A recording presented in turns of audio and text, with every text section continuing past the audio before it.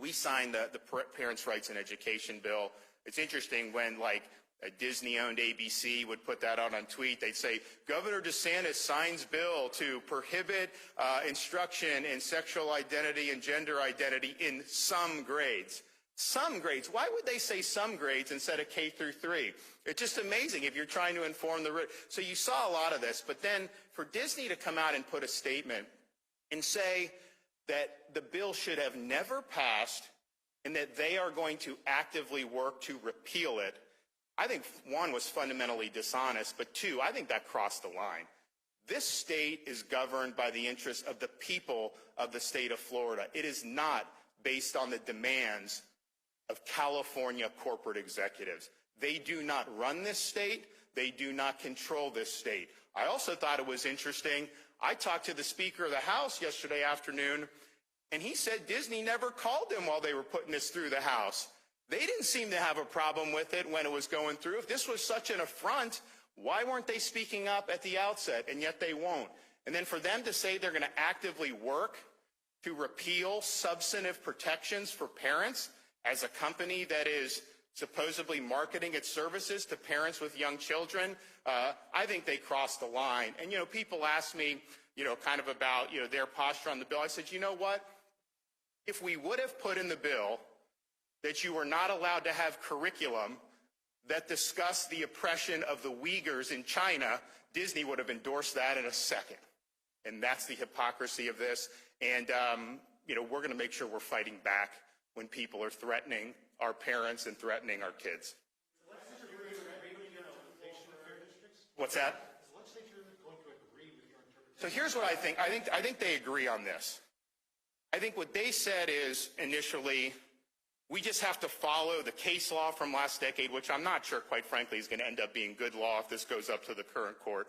And we're going to follow the text of the state constitution. And they really didn't do the analysis about the 14th Amendment. And I think their view is, well, it's in our state constitution. Of course, that's a compelling state interest. That has not ever been held to be the case, and that's not. So I think now they do understand that this is something that is a very, very live issue. I mean, you can just see.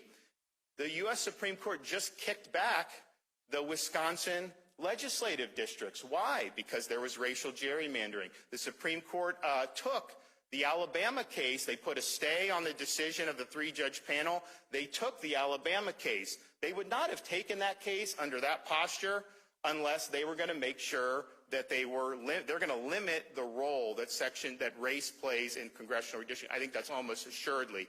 So I think that they understand kind of some of the judicial evolutions that have happened over the last few months. And quite frankly, I mean, I think this analysis is something that's been very powerful. I think most people, certainly most conservative lawyers who look at these issues, agree with this analysis. And obviously, the leadership in the legislature, they're going to be more in line with what a lot of the conservative lawyers think. So I think we understand, but we also understand that what they did in the map that I just vetoed, they did a primary and secondary map. I understood what the Senate did to keep that long snake district, which was a pure racial gerrymander. It was not a VRA protected seat. But I understand that because they basically said, look, the state constitution says you cannot diminish. If we don't draw it like that and weave in and out of communities to focus on, maximizing the number of people by race, then we will diminish. And so they were reading that very literally. They followed kind of what the court had said last decade. So I totally understand that. I have no clue how the House then did a massive diminishment, but then still did a race-based district where they were trying to get it performed in a certain way. That I just don't understand. So I understand what the Senate did. I think that runs afoul of the 14th Amendment. I don't understand the primary map that I vetoed, how they could have ended up in that situation. So we're going to work through these issues. I think at the end of the day, there's a lot that was going on in session. And then now they'll be able to come back and really focus on this. There may be some other issues to deal with, and hopefully there are. But certainly, I think they're going to have an ability to do this and do this well.